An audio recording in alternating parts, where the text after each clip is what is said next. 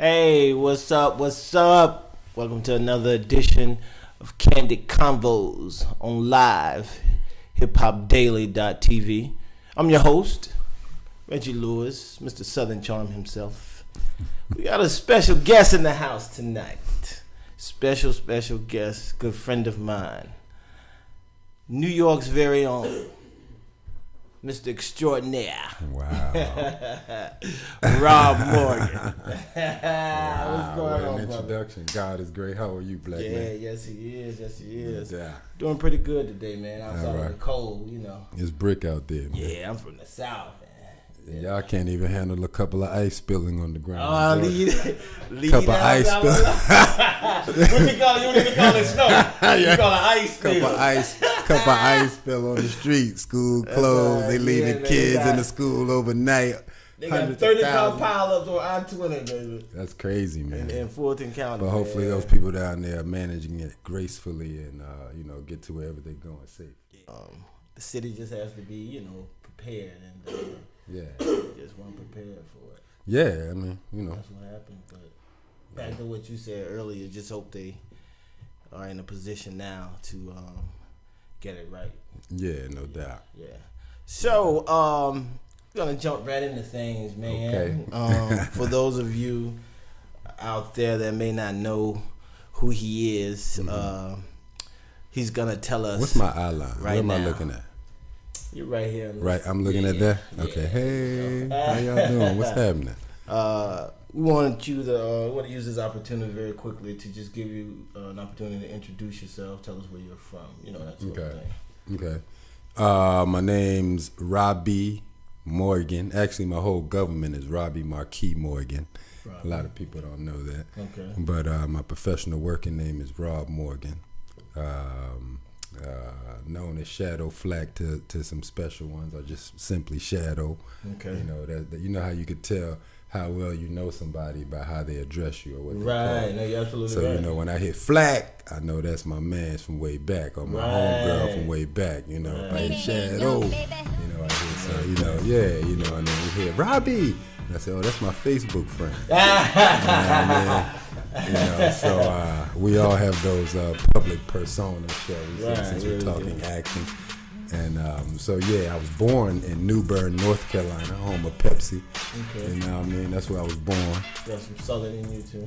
Yeah, man. My mom and pop, have that Pollocksville, New Bern, North Carolina background, Trenton, North Carolina background. Yeah. And so that's where I was born, and then I was raised in D.C., Northern Virginia. Yeah, yeah, definitely Southeast D.C. has a place in my heart forever. Mary Church Terrell Elementary School, love them to death. Right. You know how you have those phases in your life that really molded you. So Southeast D.C. is in my mental forever.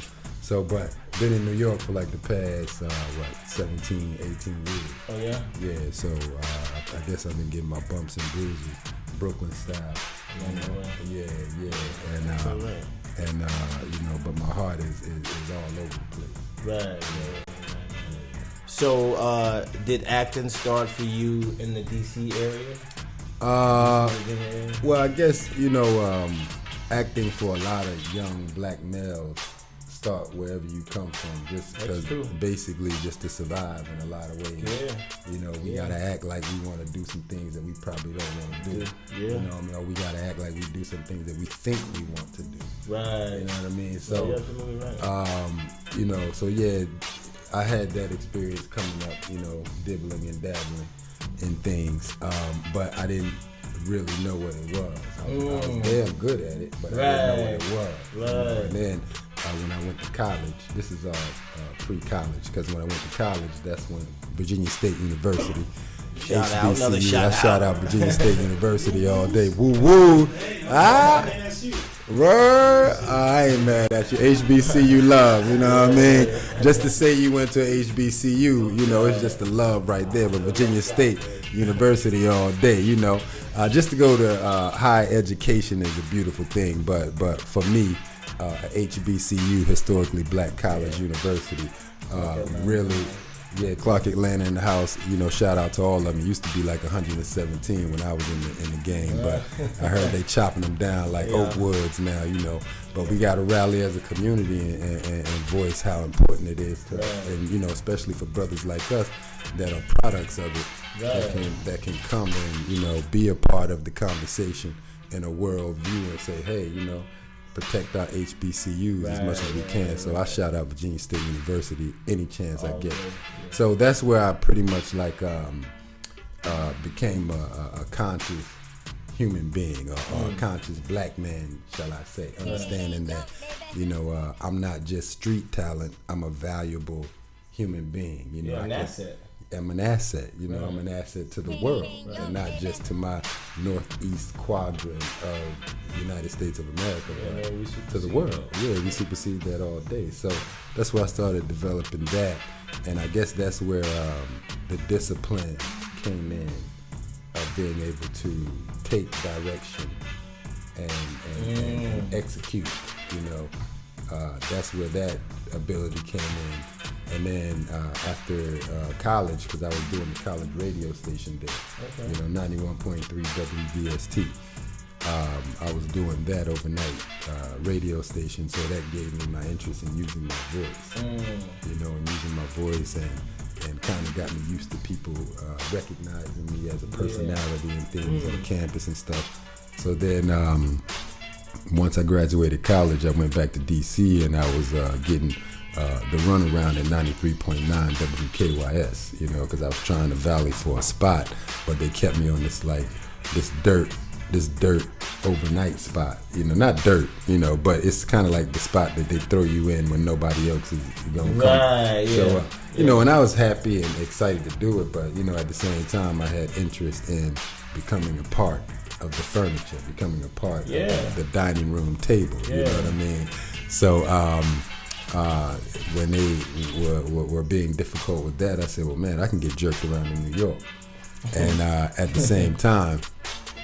same time, they were doing open calls for this movie Contact with Jodie Foster and Matt McConaughey. And this young lady that I was friends with at the time, she was like, yo, you know, Rob, you should come check out, you know, this open call. And I was like, all right, what's the open call? You know, she's like, oh, well, just come with me, you know, just go. I said, cool. So we went after work, went to this open call, and it was like 2,500 people, like just stacked at this Marriott in DC. And I was like, wow, because, you know, the ratio was like, damn near 7 beautiful ass women to one guy. You know, and I was like, wow, this is great. This is, you know, what I always dreamed of. I imagined. Rob walking into an audition and notice the ratio. Open call, you know what I mean? Yeah, like, open call. At the time, it was like, you know, we refer to open call sometimes as like the cattle call. They just throw everybody in there, John. You know, everybody come. So, you know, but at the time it was healthy for me because it was an introduction to this game. And when I walked up there was like headshot resume. And I was like, oh, I ain't got a headshot resume, whatever, you know, what is that? So they was like, all right, no problem, we'll take your picture. So they took my picture and, you know, didn't think nothing of it, went back to work the next day. And Margaret and I, we had these exchanges over the day, like we go to each other's desks. Yeah, I'm like, what is that? What's that plan? Dog, you bootlegging the radio interview already, man? You bootlegging this, Larry, for real, dog? We got Larry Spivey in here bootlegging his own interview, ladies and gentlemen. But, you know, she come over to my desk. Yo, did they call you? I said, nah. You know, who called? Nah. All right, cool. Did they call you? Nah. All right, cool. So she come back next day. Yo, they call you? I said, nah. No, who called? Call who? What? Who are you talking about? All right, nah, did they call you? No. All right, well, go back to work. Cool. So the next day, phone rings. You know, yeah, Rob Morgan. Yeah, this is Rob Morgan. Yeah, this is XYZ from Contact. You came to the open call. Oh, yeah. How you doing? What's happening? Yeah, we like to offer you 5 days on the set. Okay, 5 days. Yeah, all right, cool. What I got to do?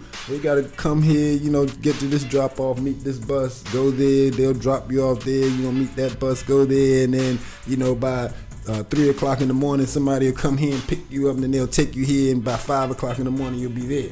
And I was like, cool, let me write this down. Right. So I run over to Margaret. Yo, Margaret, They call you? She's like, nah, they didn't call. They called me. You know? And so she's like, wow, go.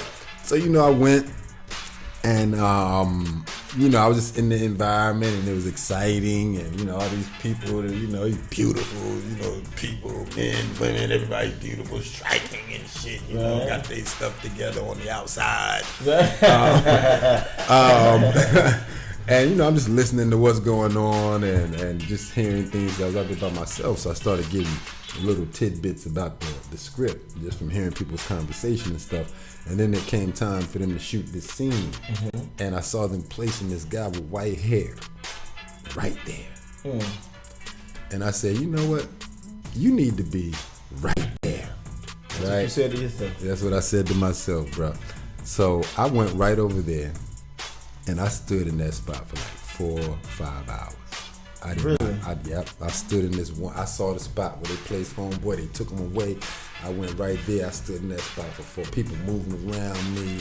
People going, moving, brakes going. People move. I'm standing. It was just like one of them commercials where she was just moving. my black ass is just like this. And next thing you know, they formed the crowd. Next thing you know, they placed homeboy with the white hair, who was Gary Busey at the time. Or Jake Busey, his son. Not the older one, but his son. Yeah, so, and I was like, all right, cool.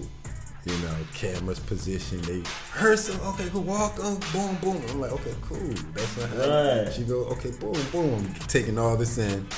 And then next thing you know, it was the scene where Jodie Foster walks by the crowd and she goes into the White House to talk to the president about getting money for this outer space science project to find life out there, some stuff, right? And so I'm like, okay, I got that. And so when she walks by, we doing our thing and shit, people, they say, action background. And first, you can't make noise. Everybody back there like, right, yep. Everybody doing all this action, but you can't make no noise, right? And they say, all right, background, this time, y'all can make some noise this time, right? So I'm like, oh, we can make some noise. Jodie Foster walks by. Everybody else around us going,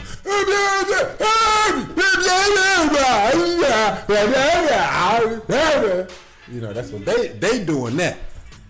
Your man, get a real job. There ain't nothing out of space. Don't waste my tax dollar. Get a real job. Cut. Okay, back to one. All right, again. Everybody else,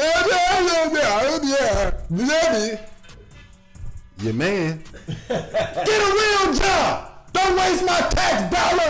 Ain't shit out of space. Jodie Foster looking at me like this. What? Right?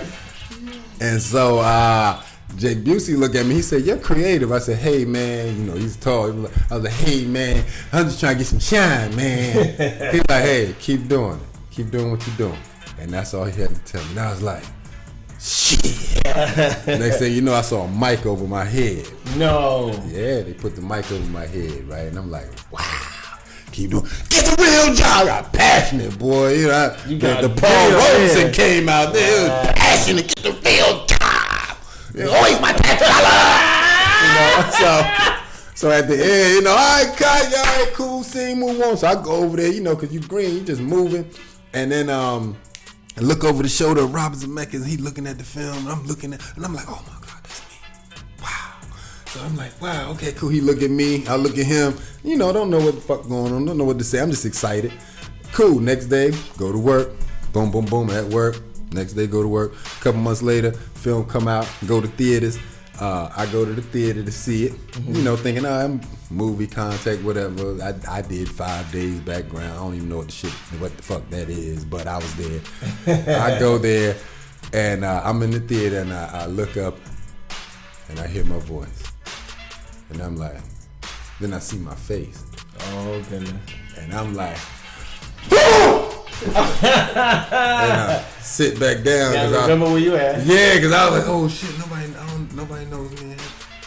But I saw that on that screen. I saw my goodness, man. And man, from there, I was like, yo, That's what the fuck I got. That's it. No, that's it.